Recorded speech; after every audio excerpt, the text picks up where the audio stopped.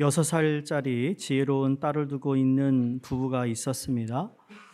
어느 날 저녁밥을 먹고 가족끼리 앉아 있는데 아빠가 딸에게 물었어요.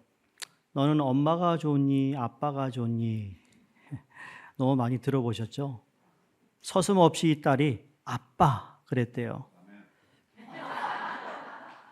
이 말을 들은 아빠는 흐뭇한 표정을 지었지만 옆에 있던 엄마가 이 딸을 그냥 눈으로 흘기며 이렇게 물었대요. 그럼 아빠가 얼마만큼 좋아? 라고 했더니 이 아이가 엄마 곁으로 탁 바싹 서더니 엄마만큼.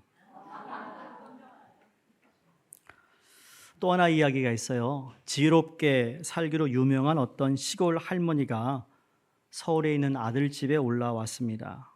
서울역에서 택시를 잡으려고 하는데 택시기사에게 이봐유 개동포까지 얼마나 드냐고 물었어요. 차비가 얼마냐고. 그랬더니 산전수전 다 겪은 이 택시기사 아저씨가 슬쩍 할머니를 훑어보더니 생전 처음 서울에 올라온 것 같은 그런 모습이 돼요. 그래서 이야 오늘 봉을 만났다 생각하고 10만 원만 내시오 그랬대요. 그랬더니 깜짝 놀란 할머니가 우물쭈물 하더니 다시 물었대요.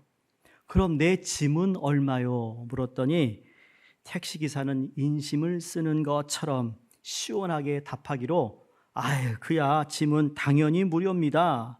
그러자 할머니는 얼굴에 화색을 띠어 쪽지를 건네주면서 이렇게 말했대요. 그럼 짐 좀 여기로 태워다 주더라고. 난 지하철을 타고 갈란께.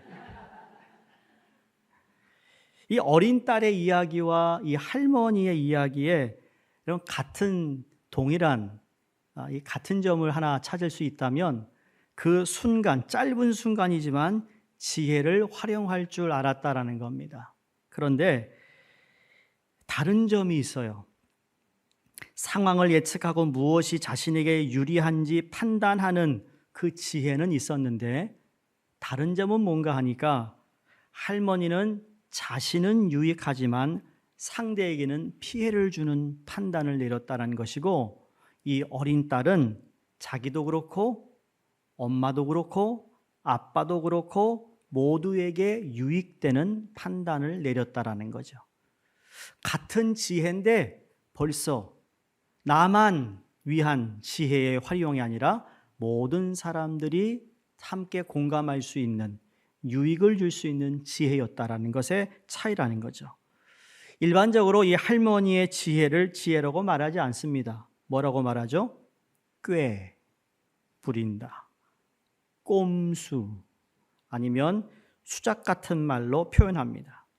영리한 것 같지만 그 속에 속임수가 있다라는 거예요.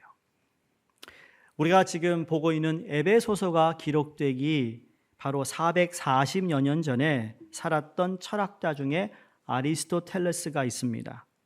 이 사람은 지혜를 이론적 지혜와 실천적 지혜로 나누면서 많은 학생들을 가리키고 지혜를 이야기했던 사람인데 실천적 지혜는 경험을 중요시 여기는 것이다 그랬고요. 이론적 지혜는 지식을 중요시 여기는 거라고 그랬습니다. 그러면서 실천적 지혜를 갖춘 사람이 인생의 모범을 산다 그랬습니다. 여러분 실천적 지혜가 있느냐 없느냐 지식이 있느냐 없느냐의 차이가 아니라 이웃의 이익을 위해 바르게 사용할 능력과 의지가 있느냐 없느냐의 차이가 더 중요하다라는 거예요. 우리가 인생을 살아가면서 우리엔 지식도 필요하고 지혜도 필요해. 그런데 우리가 살아가면서 이 삶이 나만을 위한 것이냐 아니면 내 인생을 통해 누군가가 함께 유익을 보고 있다면 여러분 그 사람이 더 지혜로운 자라고 이 그리스의 철학가들이 얘기했다라는 거예요. 에베소서가 쓰일 그 당시 우리가 잘 아는 소크라테스나 플라톤이나 아니면 아리스토텔레스와 같은 이 철학이 알려져 있는 시대, 즉 그리스 문화가 영향을 미치던 그 시절이라는 거죠. 바로 이런 시대에 바울은 오늘 하나님의 백성의 삶은 진정한 지혜, 땅의 지혜가 아니라 하늘의 지혜, 하나님 나라의 지혜를 가지고 살아가야 한다는 것을 교훈해 주고 있습니다. 이미 성경에서 지혜의 중요성을 여러 곳 수많은 성경 구절을 통해 우리가 알 수 있는데, 전도서 9장 18절에는 지혜가 무기보다 나으니라 그랬습니다. 잠언서 3장 13절 16절에 보시면 지혜를 얻은 자와 명철을 얻은 자는 복이 있나니 이는 지혜를 얻는 것이 은을 얻는 것보다 낫고 그 이익이 정금보다 나음이니라. 믿으세요? 지혜는 진주보다 귀하니 내가 사모하는 모든 것으로도 이에 비교할 수 없도다. 그의 오른손에는 장수가 있고 그의 왼손에는 부귀가 있다라고 말씀했어요. 이게 지혜예요. 그 외에도 잠언서 2장 20절, 전도서 계속해서 지혜가 의인의 길을 지켜주고 지혜가 재물을 얻게 하고 지혜가 깨닫게 하고 지혜로 말미암아 바른 길을 인도받고 지혜 있는 자가 보호하고 지켜준다고 성경이 말씀합니다. 오늘 본문은 이제 하나님의 자녀가 된 성도, 거룩한 백성이 거룩한 삶을 살아가는데 세 번째 동기에 관한 이야기인데, 오늘 본문에 때가 악하기 때문에 성도에게 요구되는 삶은 주의하는 삶이라고 말하고 있습니다. 무슨 삶이라고요? 주의하는 삶. 우리가 살고 있는 이 시대가 마지막 때예요, 여러분. 아세요? 우리가 마지막 때라 아주 갑자기 무슨 종말론 유튜브를 보더니 그냥 이런 게, 이미 우리는 이 종말을 살고 있다고요. 왜냐하면 예수님이 처음 이 땅에 오셨을 때 그걸 우리가 초림이라고 그래요. 그 초림에 종말이 시작되었어요. 그래서 지난 2000년 동안 사도 바울이 계속 서신을 쓰면서 우리 성도들에게 얘기했던 말씀이 이 서신서에 얼마나 많이 등장하는지 모릅니다. 예수님이 오신다. 언제인지는 모르지만 오신다. 그러나 예수님이 이 땅에 이제 오실 때, 재림하는 그때가 종말이 완성되는 거거든요. 우리는 종말과 종말 사이를 살고 있어요. 종말의 시작과 종말의 마지막에 중간에 살고 있는 그리스도인으로서 주의해야 한다는 거예요. 오늘 15절에 너희가 어떻게 행할지를 자세히 주의하여 지혜 없는 자 같이 하지 말고 오직 지혜 있는 자 같이 하라. 그럼 신앙인으로서 지혜 있는 자의 삶을 살려면 어떻게 해야 되는가? 오늘 사도 바울이 세 가지를 우리에게 말씀하십니다. 첫 번째로는 지혜로운 신앙인은 신중하게 행하여 한다는 겁니다. 15절을 다시 봅니다. 어떻게 행할 것인가를 자세히 주의하여. 여기 주의하여라는 원어는 플레포라는 단어입니다. 플레포는 보다라는 뜻을 가지고 있어요. To look이라는 뜻이죠. 그러니까 여기 주의하라는 말씀은 너희가 지금 종말을 살아가는 데 있어서 중요한 것은 주의 깊게 살피라라는 말이에요. 주의 깊게 살피는 거예요. 누가복음 13장에 보시면 예수님께서 마지막 때에 관한 말씀을 13장 다 거기다가 넣으셨어요. 그 종말론의 핵심이 뭔가 하면 바로 플레포예요. 이제 마지막 때가 되는데 너 삼가하라, 주의하라, 주의 깊게 살피라는 거예요. 그러면서 주위에 이 거짓 선지자들, 소위 예수라고 메시아라고 하는 사람 등장할 텐데 주의 깊게 살펴야 된다는 거예요. 오늘날 이단들이 다시 득실거리고 있어요.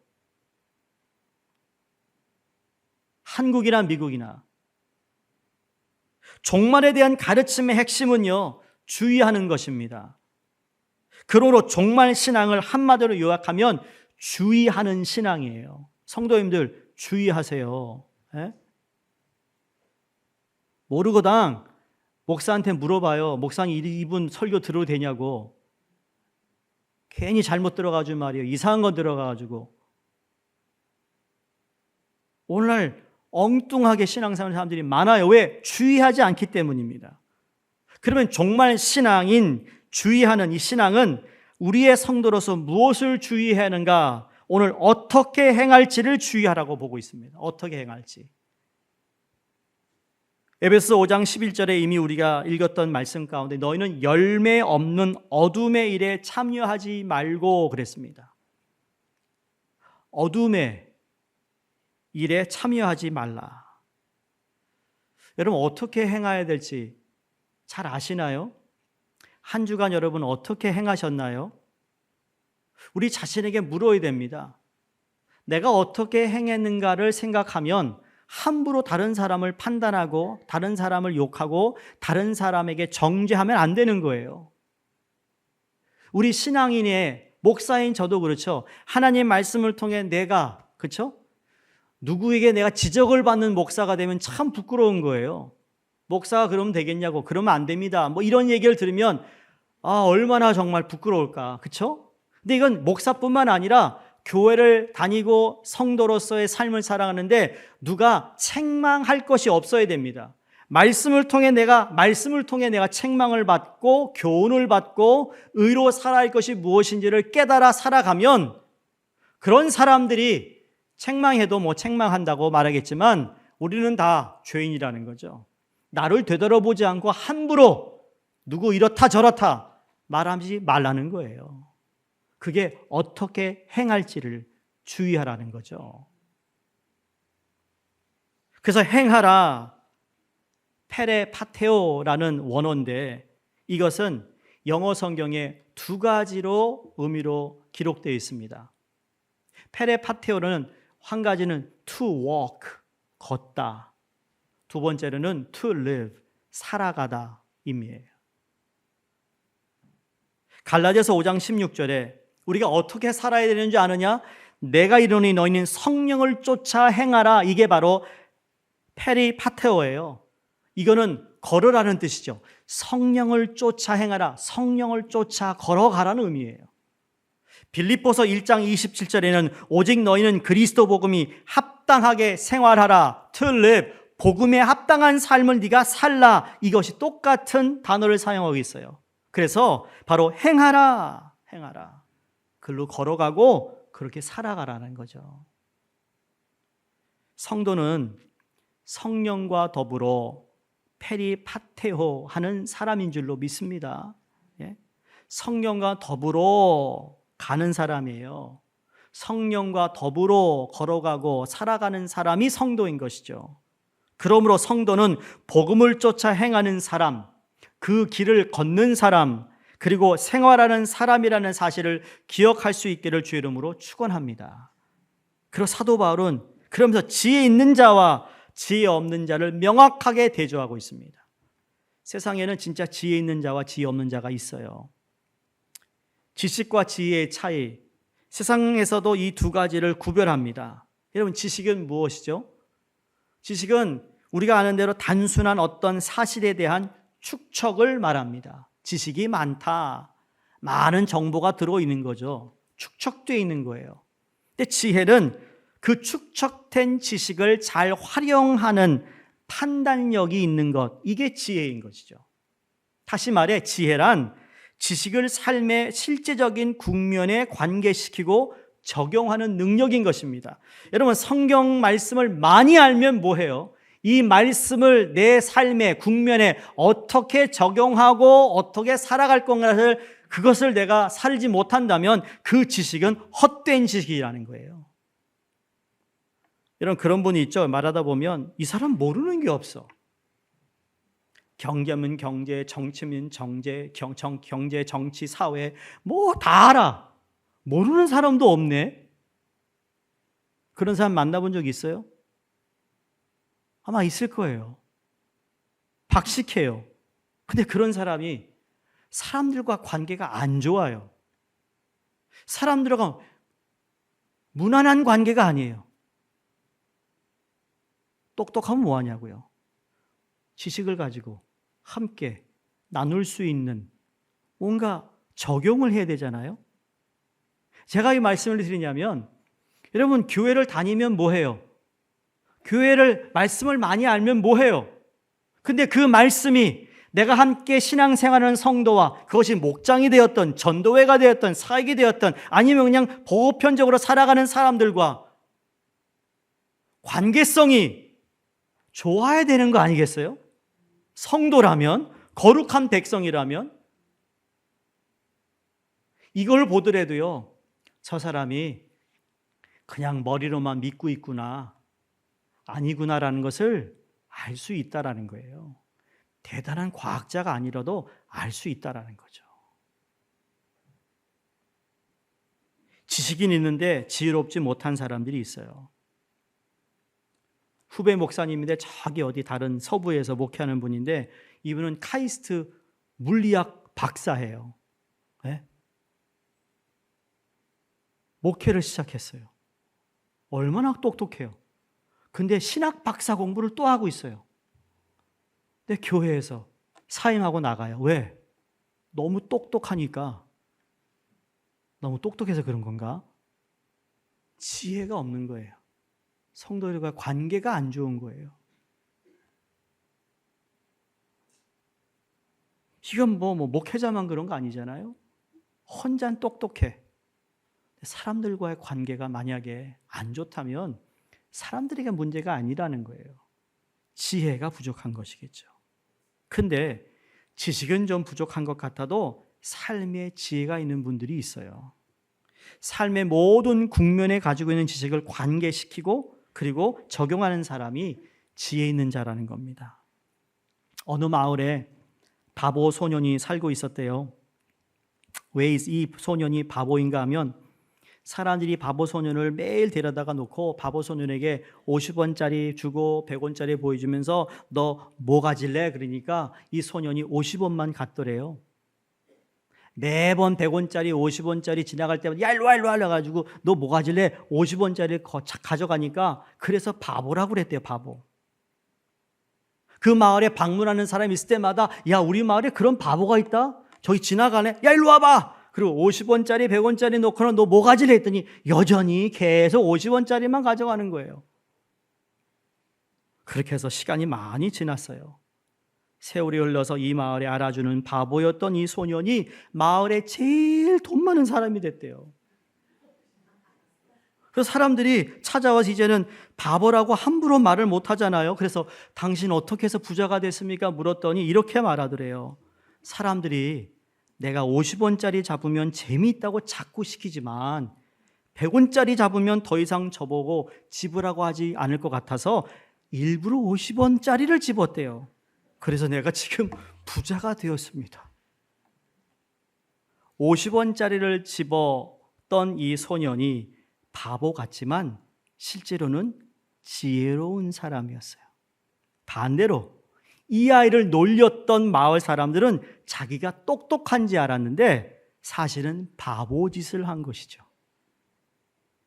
제가 왜 이런 말씀을 드리냐면 내가 지혜롭다고 생각하는데 사실은 바보짓 할 때가 있다라는 거예요.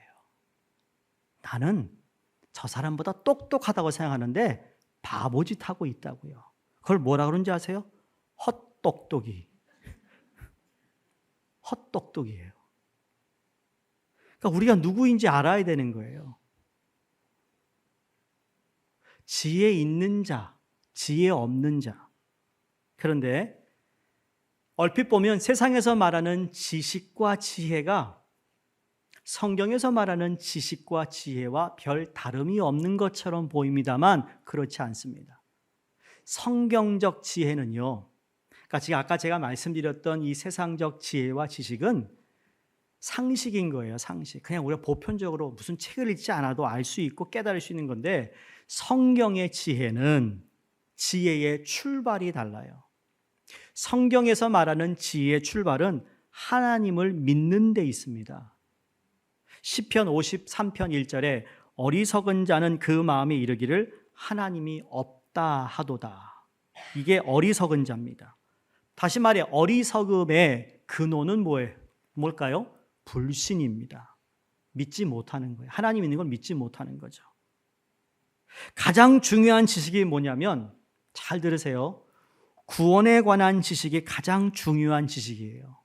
예수 그리스도가 이 땅에 오셨고 왜 오셨으며 그리고 그분으로 말미암아 내 죄 사함을 받아 내가 어둠의 자녀였는데 이제 하나님의 자녀 의인이 되었고 그분으로 말미암아 구원받아 하나님의 백성이 되어 하나님의 나라에 소망을 두고 살아가는 이게 구원의 지식인데 이 지식을 가지고 있는 것이 가장 중요한 지식이라는 거예요. 그러면 가장 고귀한 지혜는 무엇일까요? 바로 이 구원에 관한 지식을 내 삶의 모든 국면에 적용시키는 것, 그것이 제일 고귀한 지혜인 줄로 믿습니다. 여러분, 구원받은 자가 이 구원받은 지식을 가지고 내가 내 삶 가운데 어떻게 살아가느냐가 지혜 있는 자라는 거예요. 그렇기 때문에 구원받은 하나님의 백성이 세상 사람들이 생각하는 방식대로 살아가는 것이 그게 얼마나 지혜롭지 않은가라는 것을 증명해 주는 거예요. 돈을 똑같이 벌어도 구원받은 자가 이 돈을 어떻게 써야 되는지 아는 거예요. 내가 다른 사람보다 공부를 많이 해서 학식이 많다면 그 학식을 구원받은 자로서 어떻게 내가 이 학식을 주를 위해 사용하는가, 활용하느냐가 거기에서 달라지는 거예요. 그래도 오늘날 보면 구원받았다고 하는 것을 알면서 믿으면서 삶은 전혀 다른 거예요. 제가 지난주에 말씀처럼 예수님이 빛이신데, 그렇죠? 빛이신 예수님을 믿는데 우리는 진리이신 예수를 믿으면서 진실함이 부족한 거와 똑같은 거예요. 그러니까 손가락질 받는 거예요. 교회가, 성도가 믿지 않는 사람들한테. 왜? 너랑 나랑 뭐가 다르냐라는 거예요. 너 교회 다닌다며. 여러분, 교회 다니면요 알아요. 자기들보다 우리가 도덕적으로 조금 깨끗해야 된다는 걸 알아요. 안 그런가요? 근데 이걸 너무 무시하고 살진 않았나라는 거죠. 내가 예수 그리스도를 믿음으로 말미암아 값없이 구원을 얻어 본질상 진노의 자녀였는데 하나님의 자녀가 되었고, 우리가 이 세상을 살아가는데 사라질 것, 헛것을 위해 경주해 왔는데 이제는 영원한 것, 가치 있는 것, 그리고 그리스도의 장성한 분량에 이르기까지 그 충만을 위해 내가 달려가는 사람이 되었어요. 마침내 이 땅에 그리스도가 다시 오시면 우리의 영혼이 성화될 뿐만 아니라 우리의 육신조차 우리가 그렇게 보기 원했던 그리스도의 부활의 몸으로 우리 몸이 변화될 것을 믿으며 이 사실을 내 삶의 국면에 적용시키는 자, 이게 지혜 있는 자라는 거죠. 그래서 내가 예수 그리스도로 말미암아 구원받아 하나님의 자녀가 되었는데 동일하게 내게 어려움이 있어요. 내가 힘들어요. 내가 가난해요. 실패했어요. 병들었어요. 그 모든 국면에 이 사실을 적용시키는 사람, 이게 바로 복음을 적용시키는 사람이에요. 우울해질 때, 두려워질 때 그 복음이 작동하는 거죠. 사랑하는 성도님들, 우리 모든 삶의 국면에 복음의 진리를 잘 적용하는 지혜로운 여러분과 제가 될 수 있기를 주의 이름으로 간절히 축원합니다. 두 번째 지혜로운 신앙인은 보니까 시간을 기회로 활용한다라는 겁니다. 16절에 세월을 아끼라 때가 악하니라 그랬어요. 여기 지혜로운 삶 가운데 가장 대표적인 것이 바로 시간 사용이 아닐까 합니다. 여러분, 게으른 사람과 게으르지 않은 사람의 차이를 어떻게 두죠? 열심히 일하는 것도 보이지만 시간을 어떻게 사용하느냐에 따라 게으르다, 게으르지 않으다 알 수 있어요. 시간을 사용하는 것을 보면 지혜 있는 사람인가 어리석은 사람인가 금방 알 수 있다라는 말입니다. 왜 그렇습니까? 시간만큼 귀중한 것이 없기 때문입니다. 시간은 곧 생명이에요. 왜? 한 번 주어지고 거꾸로 가지 않기 때문이에요. 다시 돌아오지 않아요. 시간을 돌릴 수 있으면 참 좋겠다라는 생각을 우리가 살면서 가끔 하지 않습니까? 그때 내가 이런 결정을 했었다라면 어떠했을까라는. 제가 아는 청년도 지금은 뭐 의사가 되어 있지만 대학교 가가지고 그렇게 공부 안 하고 재밌게 놀았대요. 그래가지고 의대로 가려고 했더니 그때 너무 점수를 잘 못해가지고 그냥 그것 때문에 그냥 다시 점수를 따고 다시 공부해가지고 들어가긴 들어갔는데 자기가 몇 년을 세월을 허송했다는 후회를 하는 얘기를 들은 적이 있어요. 여러분, 시간은요 무엇을 주고도 살 수 없는 거예요. 여기 세월을 아끼라는 말의 세월, 저하고 양육반 하는 분들은 잘 아실 거예요. 카이로스와 크로노스. 크로노스는 24시간 흘러가는 시간이라면 카이로스는 무슨 의미라고 그랬죠? 기회라고 했어요. 적절한 기간.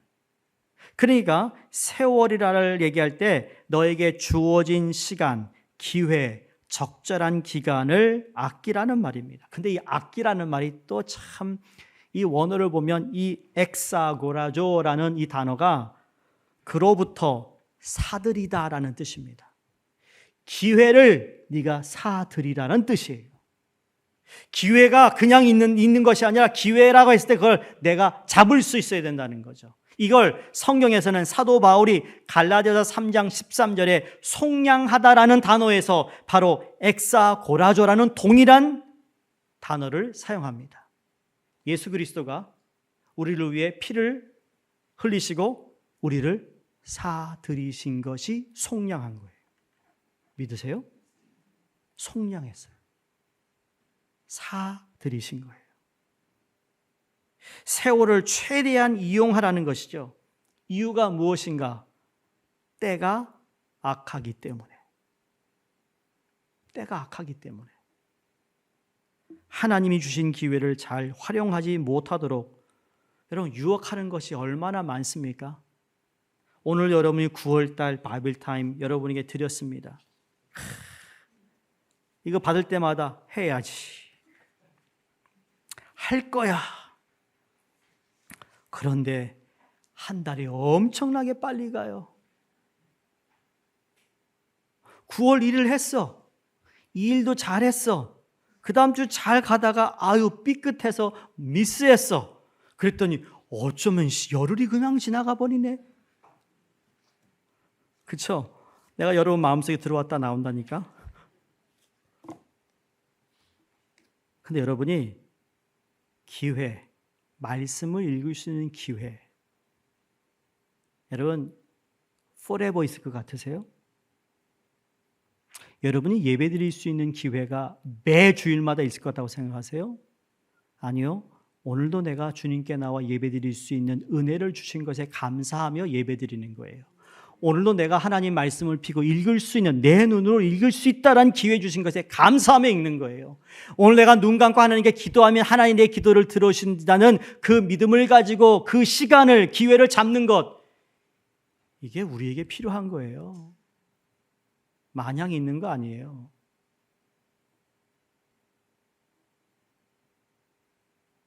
장애물도 있어요.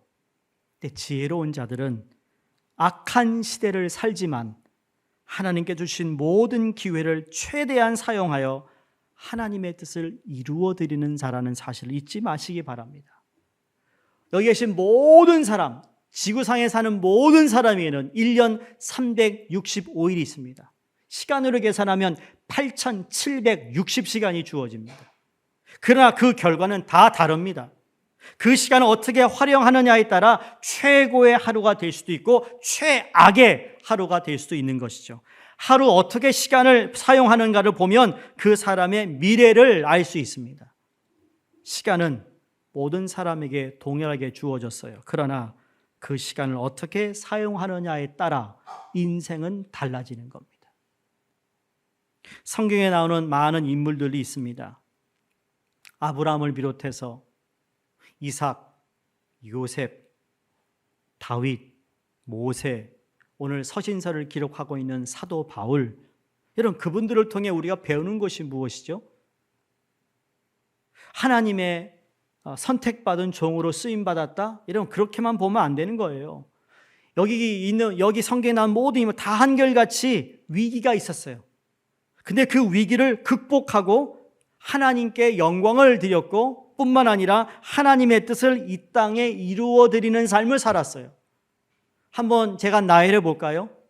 아브라함은 2번이나 아내를 누이라고 속인 사람입니다. 야곱은 아버지를 속이고 형을 속인 사람입니다. 도망자가 되어 14년 동안 삼촌에게 속아서 살았던 사람이에요. 그러나 그는 그 위기를 극복하고 마침내 12지파의 조상이 됩니다. 요셉은 인신매매되어 외국에 팔려간 사람이에요. 직업이 수없이 바뀌었어요. 종으로 살아갔어요. 중상모략을 당하여 감옥에 갇혀 언제 죽을지 모르는 위기를 당한 사람입니다. 그러나 그의 인생은 감옥에서 끝나지 않았습니다. 위기를 극복하고 마침내 애굽의 국무총리가 되었어요. 다윗 왕은 어떻습니까? 어릴 때 형들에게 멸시받은 사람이었어요. 왕이 되어서 실수하여 간음하고 살인을 저질렀지만 그러나 하나님께 회개하여 다시 깨끗이 그가 일어서서 왕으로서 그의 생을 마쳤어요.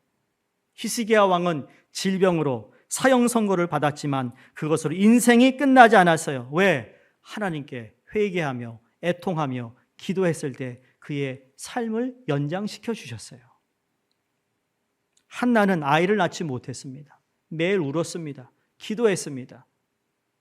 제사장이 너 대낮에도 술 마시고 다니냐 할 정도로 그렇게 울었어요. 술 취한 여인처럼. 그러나 인생을 하나님께서 들으시고 기도를 응답하셔서 민족 지도자 사무엘을 낳게 하셨어요. 욥은 어떻습니까? 모든 것을 잃지 않았습니까? 지금도 아무리 어렵다고 해도 여러분 욥 같은 사람이 있을까요? 오늘날? 자식 다 잃고 그 모든 재산 다 잃어버리고 몸은 병들어가고 아내는 네가 믿는 하나님 저주하고 떠났습니다. 그러나 자신에게 주어진 기회, 원망과 저주의 도구로 삼지 않고 살아계신 하나님을 믿고 의지하고 살아나갔습니다. 모세는 어떻습니까? 도망자였습니다. 80세가 되던 그때 하나님이 그를 부르십니다. 불러서 민족을 해방하는 일을 감당하게 합니다. 나이가 많다고요? 나이가 어리다고요? 신앙생활한 지 얼마 안 됐다고요? 상관없습니다. 주어진 봉사의 기회, 섬김의 기회, 예배의 기회, 전도의 기회, 사명 완수의 기회를 잃지 마시기를 주의 이름으로 부탁드립니다. 성도님들, 여러분 가운데 과거 일로 아직도 붙잡혀 있는 분 계세요? 내 발목을 잡고 있어요. 그 상처 아파요. 아픈 거 알아요. 힘든 거 알아요. 여러분 그렇게 해서 1년, 2년, 5년, 10년 그렇게 해서 인생을 그 세월을 내게 주신 기회를 극복하지 못하고 회복하지 못하고 거기에 목매어 살아가는 삶이 얼마나 불쌍한 줄 아세요? 주 예수의 이름으로 명하합니다. 여러분 그걸 다 훌훌 털어버리시기를 주의 이름으로 축원합니다. 이제 과거 일들 그거 가지고 목매지 마시기 바랍니다. 왜? 세월을 아끼라는 이 말씀에 경청해야 되기 때문입니다. 세월 아끼세요. 때가 악합니다. 마지막 세 번째, 지혜로운 신앙인은 주의 뜻이 무엇인지 이해해야 합니다. 이해해야 합니다. 주로 우리가 주의 뜻을 얘기하면 사도 바울이 늘 따라왔던 단어가 뭐냐면 분별이었어요. 근데 오늘은 주의 뜻이 무엇인지 이해하라. 영어 성경에도 understand라고 기록되어 있어요. 무슨 말일까? 지혜로운 삶은 바른 판단에 있고 바른 분별력이 있는 건 맞습니다만 그 판단의 기준이 그 결과가 뭐냐면 어떤 한 문제를 보고 판단하고 분별하는 것에 그치는 것이 아니라 왜 그 일이 벌어졌으며 그 일로 인하여서 어떤 일을 발생할 수 있는지 이 모든 것을 다 둘러볼 수 있는 의미에서 이해라는 단어를 사도 바울이 사용하고 있습니다. 이 이해라는 단어가 원어에서 모으다라는 뜻이에요. To set together라는 의미가 있어요. 지금까지 자기가 보고 듣고 경험했던 모든 것들을 다 종합하여 모아서 종합하여 지금 하나님 뜻이 무엇인지를 이해해야 된다는 말씀하고 있어요. 여러분 삶에 어떤 사건이 있어요. 원치 않는 일이 벌어졌어요. 그거 가지고 하나님 뜻이 무엇입니까? 어떤 분별력을 달라는 기도도 하겠지만 때로는 우리는요 너무 시야가 좁은 눈으로 주를 바라보려고 시야가 좁은 것으로 하나님의 뜻이 무엇인지를 바라보려 합니다. 아니요, 그때는 눈을 거기서 떼는 겁니다. 그리고 사방을 훑어보는 겁니다. 그래서 내가 알 수 있고 내가 이해할 수 있는 부분들을 다 종합해서 그래서 하나님이 이 일을 하셨구나. 하나님께서 이걸 막으셨구나. 하나님 그래서 이걸 나를 도우셨구나라는 것을 깨닫는 자가 지혜로운 자라는 거죠. 이해하세요? 스퍼전 목사님의 일화 가운데 이런 얘기가 있습니다. 영국 런던에서 15,000명이 모이는 대규모 집회를 열려고 계획을 세우면서 스퍼전 목사님께 설교를 부탁한 적이 있었대요. 그런데 스퍼전 목사님은 이런 이유 저런 이유로 자꾸 사양을 했다는 겁니다. 준비하는 분들이 목사님을 찾아와서 아니 스포저 목사님 지금 100명도 아니고 1000명이 모이는 것도 아니고 지금 정말 역사에 귀한 15,000명이라는 군중이 모이는데 설교 부탁했는데 왜 설교 안 하십니까? 라고 했더니 스포저 목사님이 멋있는 답을 합니다. 15,000명이 모이는 것이 중요한 것이 아니라 거기에 하나님의 뜻이 있느냐가 더 중요한 겁니다. 믿으세요? 어제 아침에도 제가 새벽 예배 때 설교 때 말씀드린 것 중에 하나가 뭐냐면 같은 거예요. 내가 주를 위해 열심히 일하는 거 중요해요. 그런데 주님과 함께하는 게 더 중요한 거예요. 하나님과 함께하지 않으면 그 열심이 누구를 위한 열심이었습니까? 나를 위한 열심이 되는 거예요. 우리가 명분을 얘기해요. 여러분 명분보다 더 중요한 건 하나님과 깊은 관계성에서의 중요한 거죠. 여러분 기도하시잖아요. 기도하고 있는데 여러분 기도의 내 제목 때문에 그것이 사건이든 문제거리든 아픔이든 다 똑같아요. 그런데 상황은 바뀌지 않나요? 근데 뭐가 바뀌면은 기도 응답이 되는 줄 아세요? 기도자가 바뀌면 기도 응답이 되는 거예요. 나는 안 바뀌어. 하는 게 때만 쓰고 있어. 아니요. 하나님, 나의 연약함을 용서해 주세요.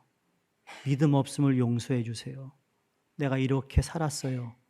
기도하는 자가 변하면 하나님 응답하신다고요. 사랑하는 성도님들, 하나님의 뜻이 무엇인지 이해할 수 있는 지혜가 있기를 주의 이름으로 부탁드립니다.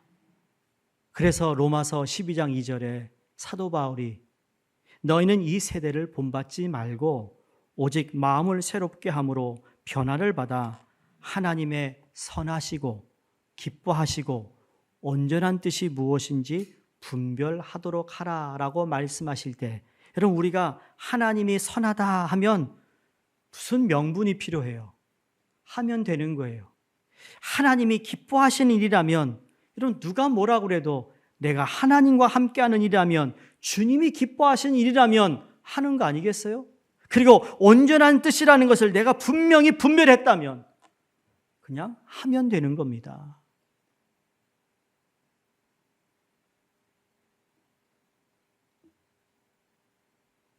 지혜로운 삶, 이 지혜로운 신앙생활을 통해 하나님을 경외하고 그 삶으로 이어지는 복된 인생이 우리 가운데 주어지기를 주의 이름으로 축원드립니다. 기도하겠습니다.